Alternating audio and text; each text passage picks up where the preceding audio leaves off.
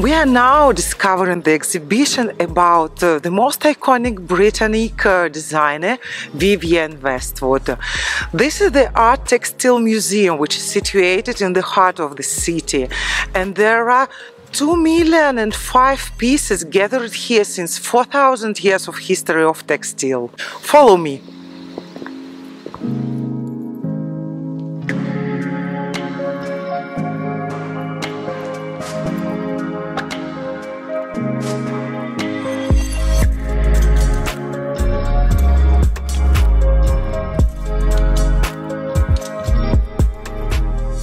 Il y a les fonds de collection privée qui ont nourri cette exposition.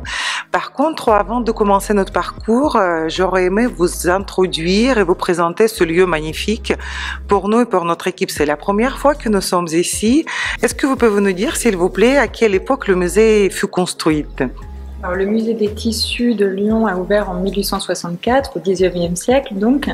Il réunit une collection de tissus tout à fait exceptionnelle et également une collection d'art décoratif. Et nous sommes très heureux de pouvoir accueillir cette exposition Vivienne Westwood dans ses murs, puisque nous pouvons éclairer grâce à nos collections les sources d'inspiration de cette créatrice. Alors cette exposition, elle est née d'une rencontre. L'équipe du musée a eu la chance de faire la connaissance de Lee Price. Lee Price a été collaborateur au sein de la maison Westwood et c'est un collectionneur passionné de Vivienne Westwood. Il collectionne les pièces depuis qu'il est adolescent. Il a aujourd'hui une collection de près de 300 pièces, donc des textiles, des accessoires. Il a beaucoup de documentation aussi, c'est ça qui est intéressant. Et Lee, habitant à Lyon, nous avons fait sa rencontre et le projet d'exposition est né. C'est vrai qu'il n'y avait jamais eu d'exposition consacrée à Vivienne Westwood dans un musée français, donc c'était important d'organiser cet événement. Donc c'est vrai que tout le travail qui a été initié pour cette exposition, c'est un travail de dialogue entre la collection de Lee Price consacrée à Vivienne Westwood et la collection du musée des tissus qui conserve des textiles bien sûr, mais également des œuvres d'art décoratif. Un parcours au cours duquel nous exposons 220 œuvres, des pièces Westwood, 150 environ, et puis le reste ce sont des œuvres de nos collections. Le parcours, il commence avec les années 70, avec les années punk, les débuts dans la mode de Vivienne Westwood, alors qu'elle a une trentaine d'années, et elle collabore à ce moment avec son compagnon de l'époque, qui est Malcolm McLaren. Ensuite, on explore toute la veine historiciste qui imprègne son œuvre, principalement entre le milieu des années 80 et la fin des années 90. On revient également sur la culture britannique qui est très présente également dans l'œuvre de Vivienne Westwood. Elle a beaucoup joué avec les stéréotypes associés à cette culture britannique. Enfin, on revient sur des questions plus techniques, la manière dont Vivienne Westwood travaille la matière. C'est quelqu'un qui est autodidacte, mais qui est aujourd'hui parvenu à une maîtrise technique très grande. Et c'est intéressant de voir comment, en puisant dans le passé, elle arrive à créer des pièces résolument contemporaines. Et puis l'exposition évoque aussi le militantisme de Vivienne Westwood, puisque depuis le milieu des années 2000, elle s'investit pleinement en faveur des droits humains, en faveur de l'écologie, et ses collections s'en font le reflet. Et puis enfin, l'exposition consacre une salle aux souliers chez Vivienne Westwood, à ses chaussures qui participent de la définition de la silhouette et qui sont également une synthèse de différentes inspirations culturelles et historiques.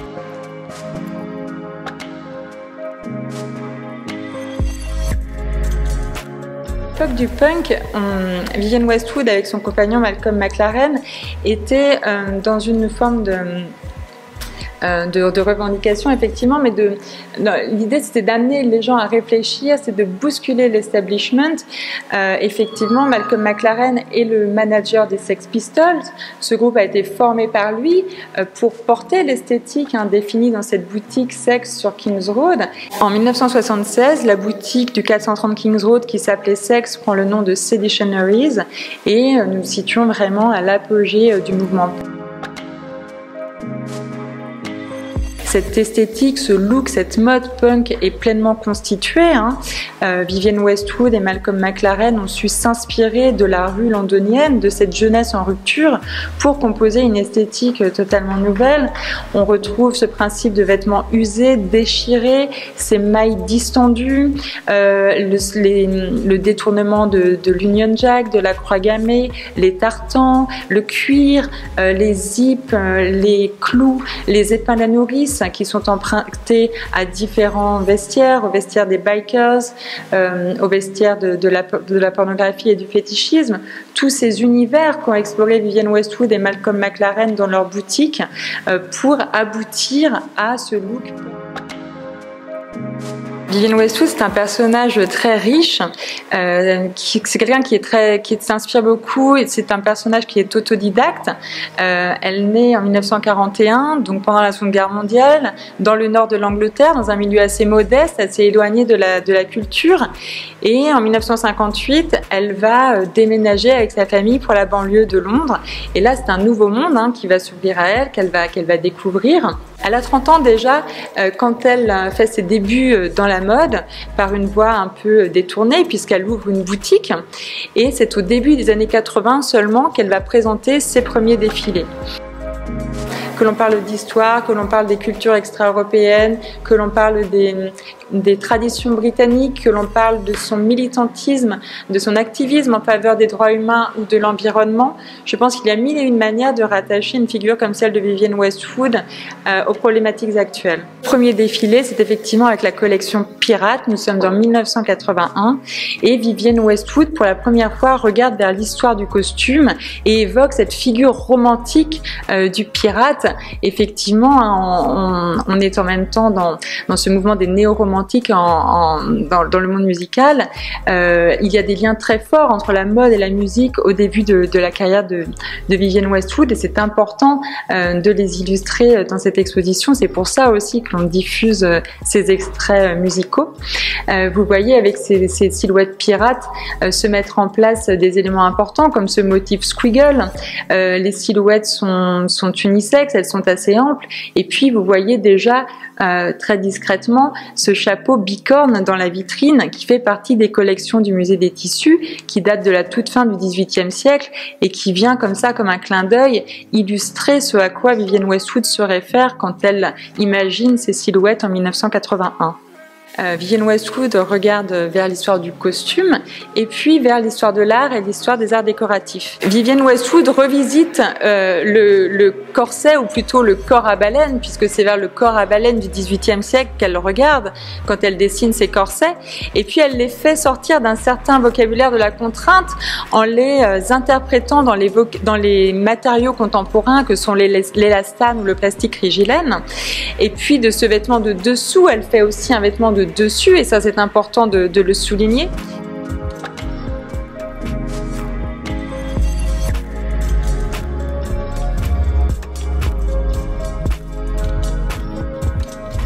Nous sommes un petit peu plus loin dans le XVIIIe siècle, au moment du néoclassicisme, dans les années 1780-1790, et c'est important d'illustrer cette période avec ici des chaises Louis XVI, ce service à café en porcelaine de Sèvres, cette petite table en cabaret, parce qu'en fait, le XVIIIe siècle de Vivienne Westwood, il est très documenté, puisque Vivienne Westwood a beaucoup fréquenté les musées, a beaucoup lu, mais il y a aussi une part de fantasme, et du coup, il est important par cette présentation, par cette scénographie qui mêle les typologies, qui crée un dialogue entre les œuvres, d'évoquer ce XVIIIe siècle à la fois très documenté et très fantasmé.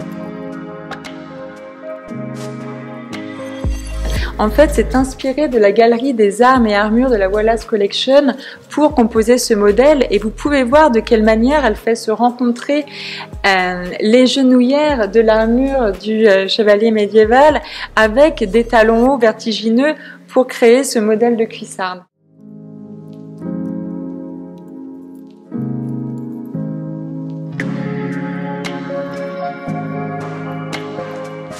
Avec la collection Les femmes ne connaissent pas toute leur coquetterie, Vivienne Westwood reprend un motif qu'on appelle le mouton chéri, qui était produit à Nantes, mais qui relève de cette esthétique des toiles imprimées produites à la fin du XVIIIe siècle et au début du XIXe siècle. Vivienne Westwood s'inspire avec cette petite veste en maille de la collection Les femmes ne connaissent pas toute leur coquetterie, des uniformes napoléoniens.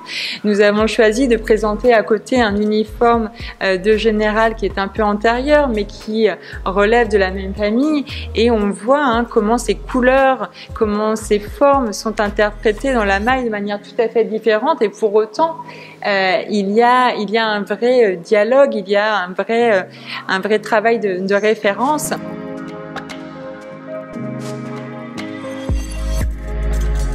Pierre-Joseph Redouté, qui est ce fameux peintre et graveur, qui publie sous la Restauration dans les années 1820 un recueil qui s'appelle Les Roses. Et en fait, Vivienne Westwood, avec cette robe chemise en soie de la collection Café Society, nous sommes en 1994, va reprendre directement des motifs de rose pour composer le motif textile de cette robe.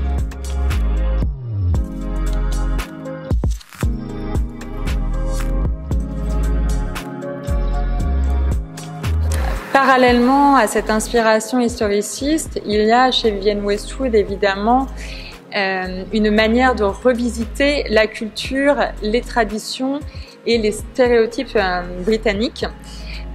Vivienne Westwood a intitulé l'une de ses collections Anglomania en référence à l'engouement des élites françaises pour la culture anglaise à la fin du XVIIIe siècle. C'est pour ça que nous présentons dans cette salle une exceptionnelle robe à l'anglaise de nos collections qui date de 1780 environ. C'est vrai que Vivienne Westwood bouscule les stéréotypes et les symboles liés à l'Angleterre dès la période punk. Elle joue avec l'Union Jack, elle joue avec le tartan, elle joue avec les portraits de la reine Elisabeth II qu'elle vient bousculer. Et puis c'est quelqu'un aussi qui va utiliser des textiles traditionnels insulaires comme le tweed ou comme le tartan.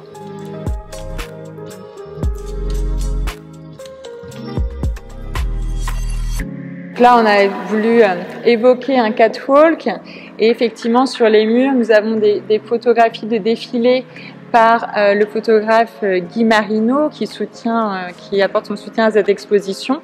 Effectivement, avec des modèles très emblématiques comme la robe Watteau qui est aujourd'hui conservée au Victoria and Albert Museum, ou la fameuse robe de mariée qu'on avait vue sur Sarah Jessica Parker dans le film Sex and the City.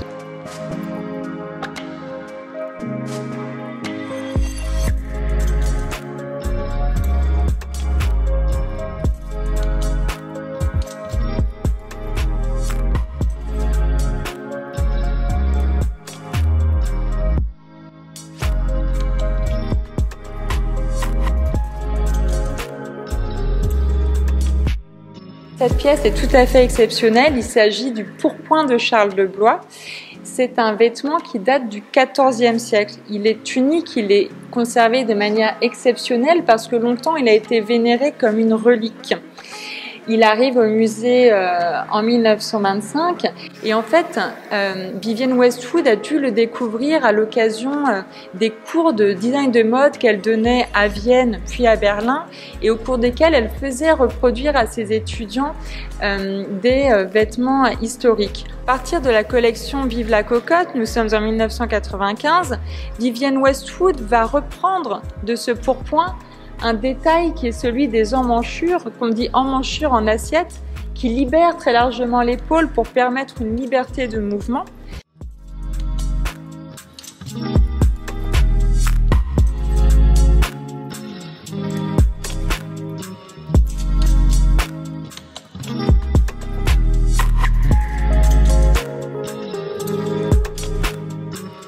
L'intérêt de la collection de Lee Price, c'est qu'il ne conserve pas seulement les textiles, il conserve aussi des boutons par exemple, aussi de la documentation.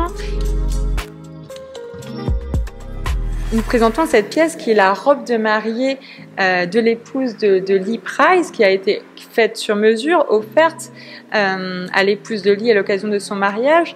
Et ce qui est intéressant, qui documente la démarche du collectionneur de Lee Price, c'est d'observer aussi qu'il a pensé à garder la toile qui est donc ce vêtement intermédiaire avant l'élaboration de la robe dans le tissu définitif.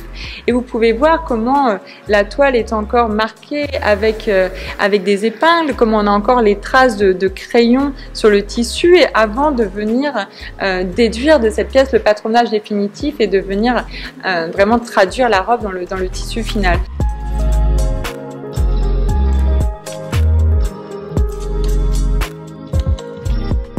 Vivienne Westwood est quelqu'un qui est très militant en effet. En 2007, elle a publié un manifeste qui s'appelle Active Résistance to Propaganda, et qui est un appel à s'acheminer vers la culture, puisque pour Vivienne Westwood, la culture c'est l'antidote à la propagande, et la culture c'est ce qui permet de mieux comprendre le monde qui nous entoure. Et puis, c'est cette absence de culture qui, selon Vivienne Westwood, a conduit à la consommation, la surconsommation et donc au péril écologique. Les chaussures participent vraiment de la définition de la silhouette, et puis elles peuvent s'envisager aussi de manière autonome comme de véritables petites sculptures en fait, comme des objets d'art. Vous avez par exemple ici une paire de boots de la collection Winter, et en fait sur ces boots est imprimé un extrait de Peine d'amour perdue, qui est la pièce de Shakespeare préférée de Vivienne Westwood.